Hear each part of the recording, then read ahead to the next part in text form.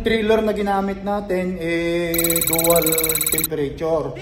So bali ang mangyayari, ang load minsan dalawang klase ang temperature ang kailangan. Ngayon ang load natin ngayon na dadalhin or pipikapin ay required ng dalawang temperature.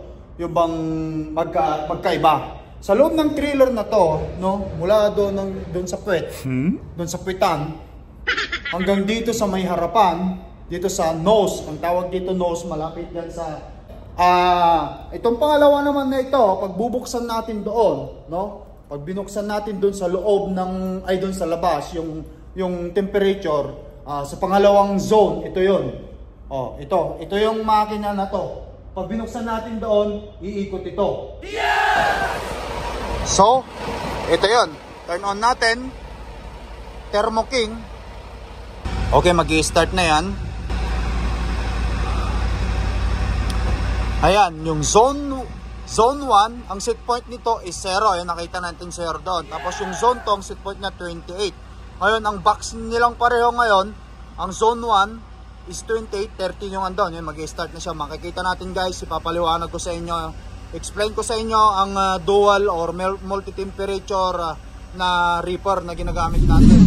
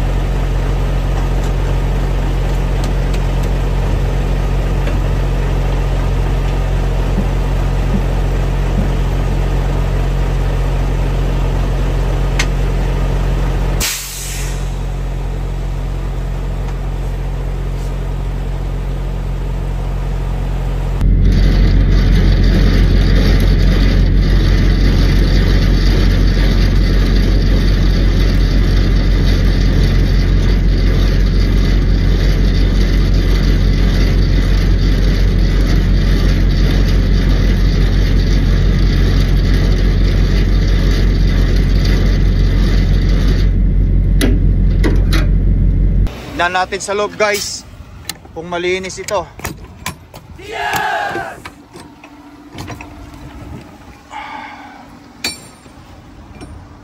Okay. Mukhang may tama Mukhang marumi. May mga debris, hindi na paugasan. Karne ang dala-dala natin, kailangan natin paugasan. Paugasan natin.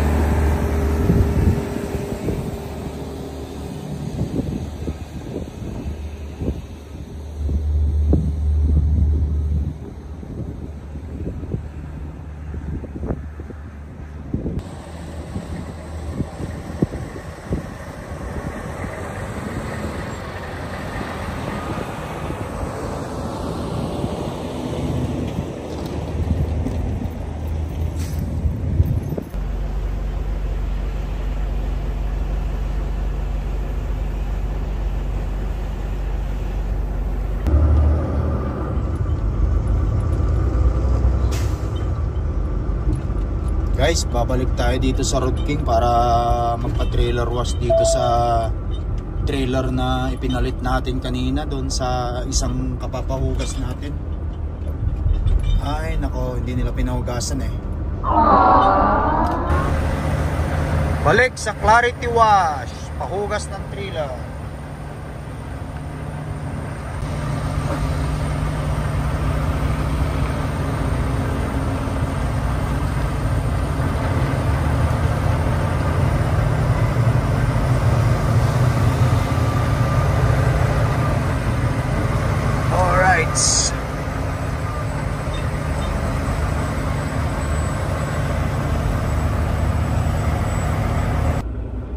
Ayan guys, dito na tayo ulit sa loob. Hopefully mawisikan ulit nila itong aking harapan, windshield ko, para sa ganun eh malinis. We are here in Calgary, Alberta guys, trailer washout. This is my friend, what's the name? Ian? Okay. He is the one always doing a trailer wash all of my trailer that I bring it here. So where are you from, my friend? I'm from India. India, okay. So where you live here? Just nearby? Yeah. So what are you? You're working permit or permanent resident? Working permit, permanent resident? Yeah. PR? No, not permanent. Work permit. Okay. You got your permanent residency status now? You apply for permanent residency? No. Not yet? No apply. No, not yet. No apply. No, apply. Apply. Did you apply for PR yet? No. I am working. Just working. So your people is just work permit. Is it open work permit or? Yeah, open. Oh, how many job you have? Yeah. How many work? You have work here? How many job? 7 months. Oh, so you're working 7 months here now. Okay. So how many job did you do? 2 job, 3 job? One. Only one, this one? Yeah. But you open work permit. Yeah. But you can still be able to find another job, right? Guys, a friend from where you from? India. Oh, yeah. Ian.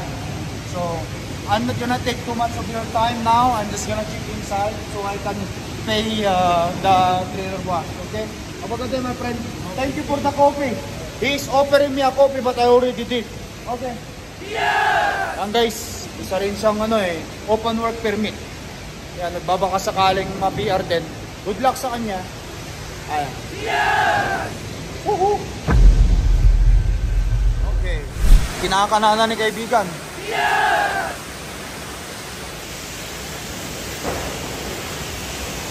Thank ko na lang sa loob.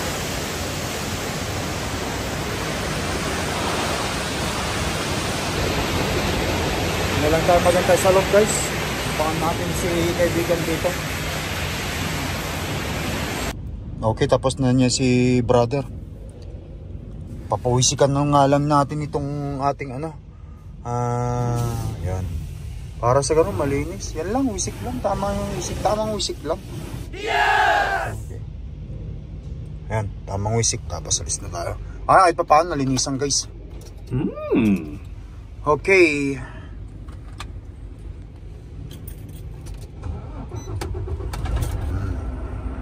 Let's go.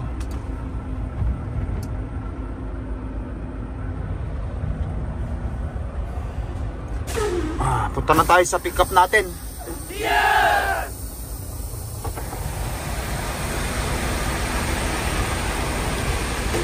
Thanks, bro.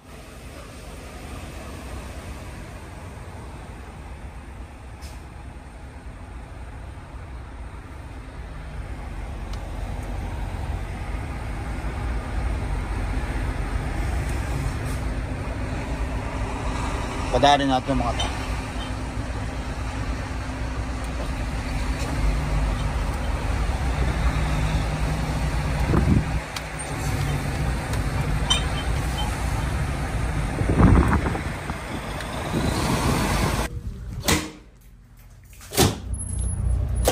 Alright guys, eto, nakapag-check-in na tayo sa loob.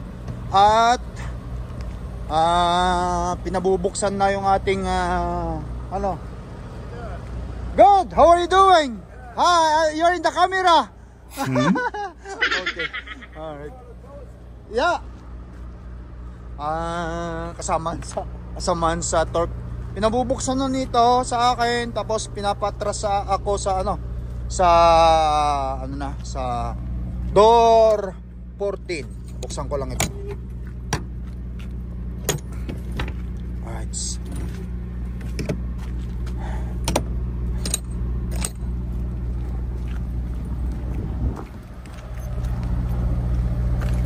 Okay. Guys, ayan, malinis na itong loob. Papasukin ko lang. Gusto ko lang i-share sa inyo guys, no? Itong trailer na ginamit natin dual temperature.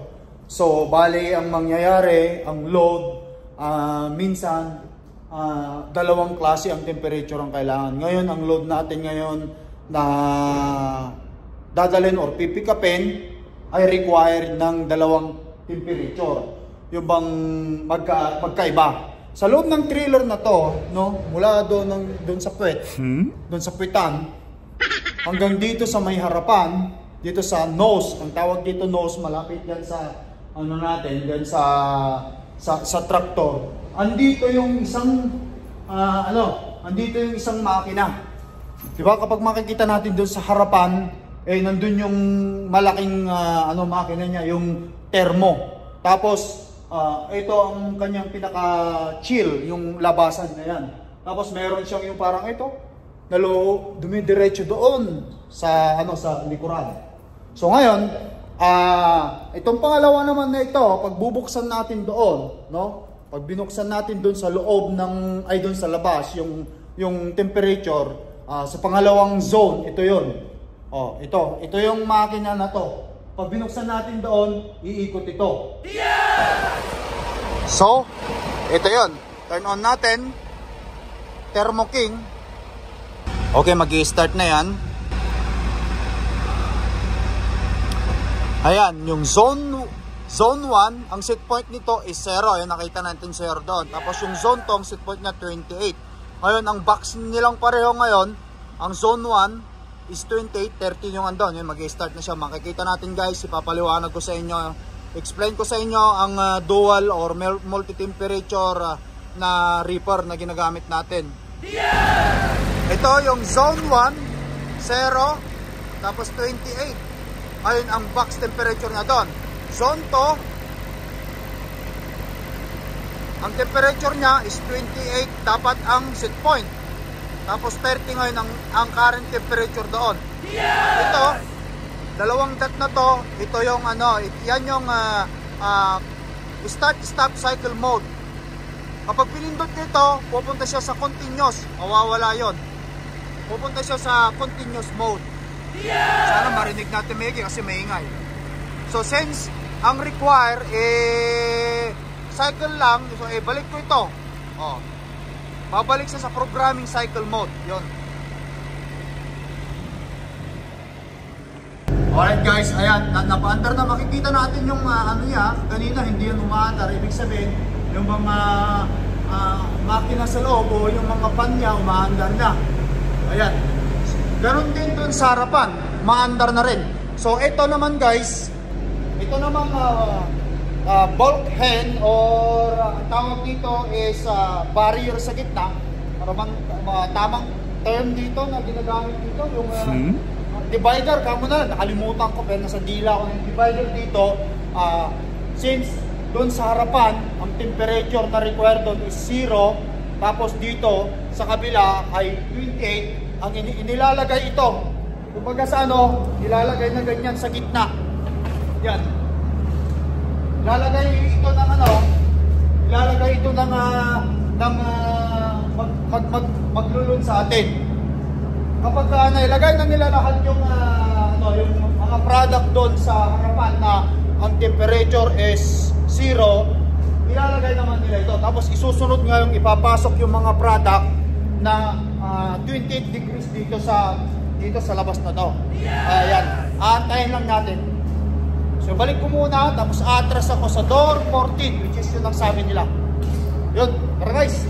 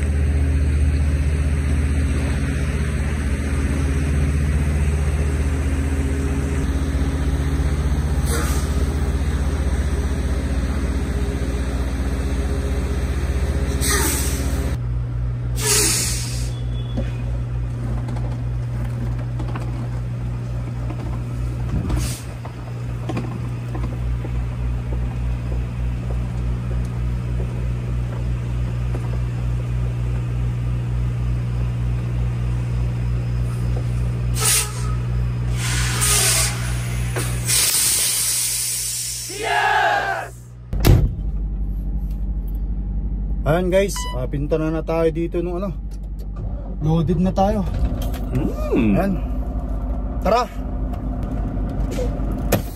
Tara guys. Nabante ko lang tapos sarado natin. Sarado ko muna. Dito lang tayo. Tara. Ayan guys, andito tayo sa loob. Naloadan na tayo. Ito lang yan, nakikita natin yung kulay blue doon. Yan yung yan yung ang load natin sa nose is freezer, yung malamig na malamig. Dito sa labas na to is 28. Ayan. Yan ang purpose guys ng Vulcan. And since naloadan naman na tayo, sasarado ko lang ito, tapos lalarga na tayo.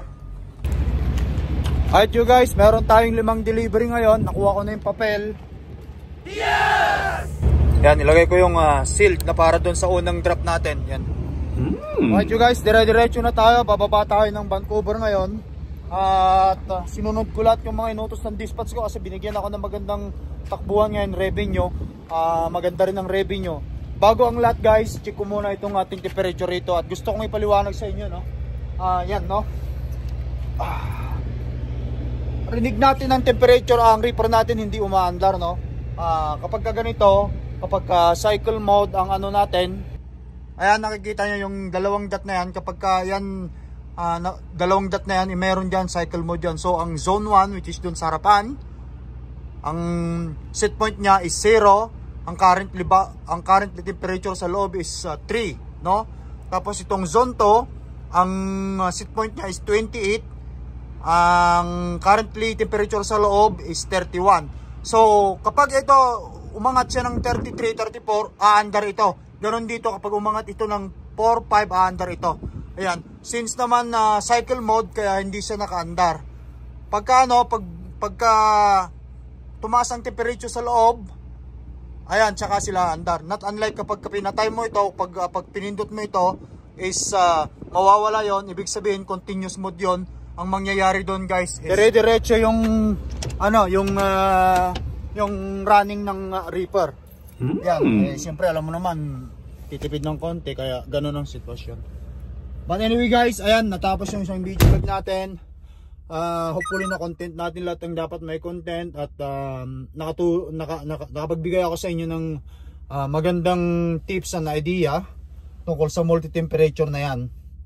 At sana kapag magustuhan nyo itong video vlog kong ito, kindly share para sa ating lahat. So once again, it's Lakay Trucker here. Ingat kayo lagi at kita-kita ulit tayo sa susunod na video natin guys. Bye bye! Thank you!